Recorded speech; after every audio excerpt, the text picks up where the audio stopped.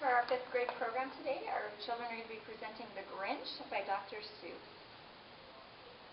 Every Who down in Whoville liked Christmas a lot, but the Grinch, who lived just north of Whoville, did not. The Grinch hated Christmas the whole Christmas season. Now please don't ask why. No one quite knows the reason. It could be that his head wasn't screwed on just right. It could be, perhaps, that his shoes were too tight. But I think that most likely reason of all may have been that his heart was 2 sizes too small.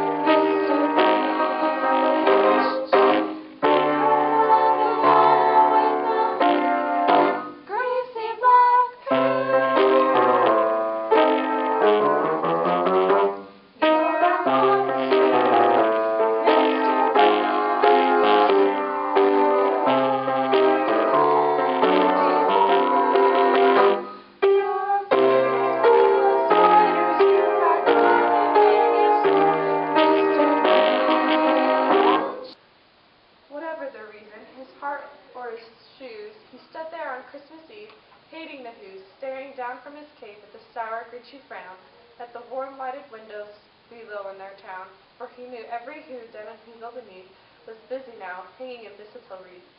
And they're hanging their stockings, he snarled with a sneer. Tomorrow is Christmas, it's practically here. Then he growled, with his Grinch fingers nervously drumming, I must find some way to stop Christmas from coming. For tomorrow, he knew, all the Who girls and boys would wake bright and early. They'd rush for their toys. And then, oh, the noise, noise, noise, noise. That's the one thing he hated. The noise, noise, noise, noise. Then the Who's young and old would sit down to a feast, and they feast, and they feast, and they feast, feast, feast, feast. They would feast on Who pudding and rare Who roast beef, with something the Grinch couldn't stand in the least. And then they do something he liked least of all. Every Who down in Whoville, the tall and the small, would stand close together with Christmas bells ringing. They'd stand hand in hand, and the Who would start singing. They'd sing, and they'd sing, and they'd sing, sing, sing, sing. And the more the Grinch thought of his Who Christmas sing, the more the Grinch thought, I must stop this whole thing. Why, for 53 years I've put up with it now. I must stop this Christmas from coming. But how? Then he got an idea, an awful idea. The Grinch got a wonderful, awful idea. I know just what to do, the Grinch laughed in his throat, and he made a quick Santa Claus hat and a coat, and he chuckled and clucked, what a great Grinchy trick. With this coat and this hat, I look just like St. Nick. All I need is a reindeer. The Grinch looked around.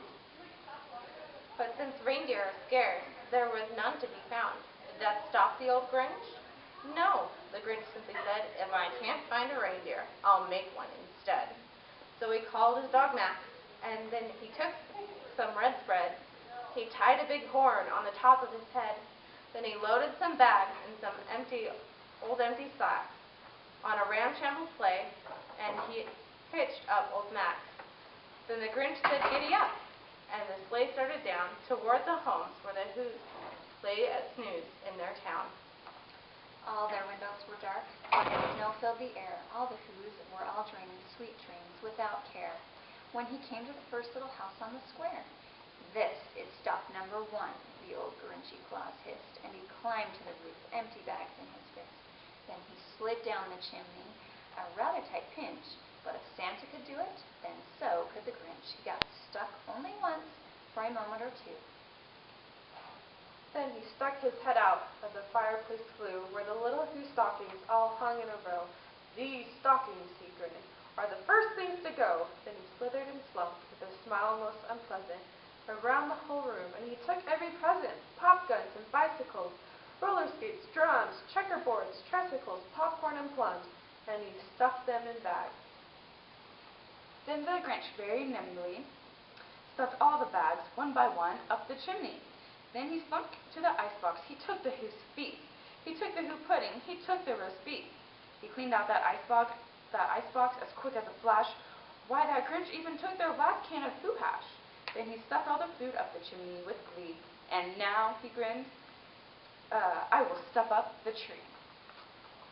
And the Grinch grabbed the tree and he started to shove, when he heard a small sound like the coo of a dove. He turned around fast, and he saw a small Who, little Cindy Lou Who, who was not more than 2. The Grinch had been caught by this tiny Who daughter, who'd got out of bed for a cup of cold water. She stared at the Grinch and said, "Santa Claus, why? Why are you taking our Christmas tree? Why?"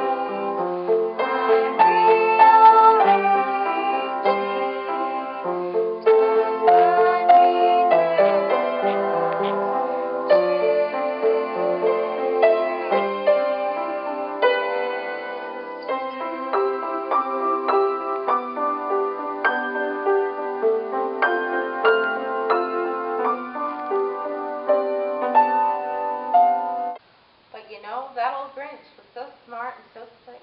He thought of the lie, and he thought it up quick. "Why, my sweet little tots," the fake Santa Claus lied, "there's a light on this tree that won't light on one side. So I'm taking it home to my workshop, my dear. I'll fix it up there, then I'll bring it back here." And his fib fooled the child. Then he patted her head, and he got her a drink, and he sent her to bed. And when Cindy Lou Who went to bed with her cup, he went to the chimney and stuffed the tree up. Then the last thing he took was the log for their fire. Then he went up the chimney himself, the old liar.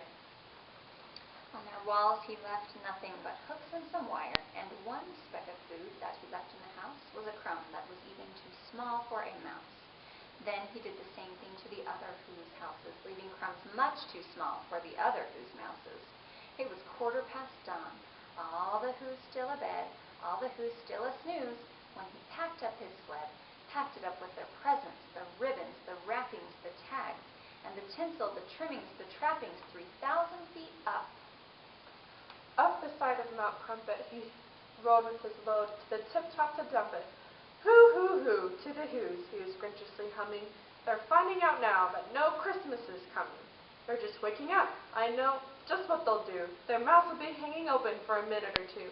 Then the Who's down in Whoville will cry, 'Boo-hoo!' That's a noise," grinned the Grinch, "that I simply must hear." So he paused, and the Grinch put his hand to his ear, and he'd hear a sound rising over the snow. It started low, then it started to grow.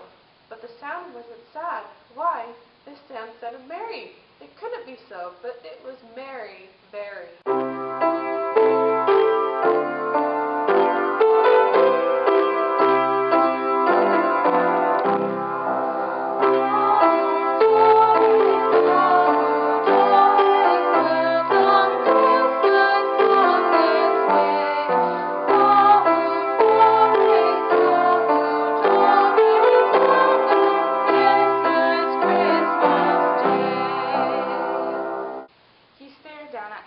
The Grinch popped his eyes. Then he shook. What he saw was a shocking surprise. Every Who down in Whoville, the tall and the small, was singing without any presents at all. You haven't stopped Christmas from coming. It came. Somehow or another, it came just the same. And the Grinch, with his Grinch feet ice cold in the snow, stood puzzling and puzzling. How could it be so? It came without ribbons. It came without tags. It came without packages, boxes, or bags. And he puzzled 3 hours till his puzzler was sore. Then the Grinch thought of something he hadn't before. Maybe Christmas, he thought, doesn't come from a store. Maybe Christmas, perhaps, means a little bit more.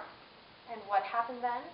Well, in Whoville, they say that the Grinch's small heart grew 3 sizes that day. And the minute his heart didn't feel quite so tight, he whizzed with his load through the bright morning light. And he brought back the toys and the food for the feast, and he himself, the Grinch, carved the roast beast. The end. We wish you a Merry Christmas. We wish you a Merry Christmas. We wish you a Merry Christmas and a Happy New Year.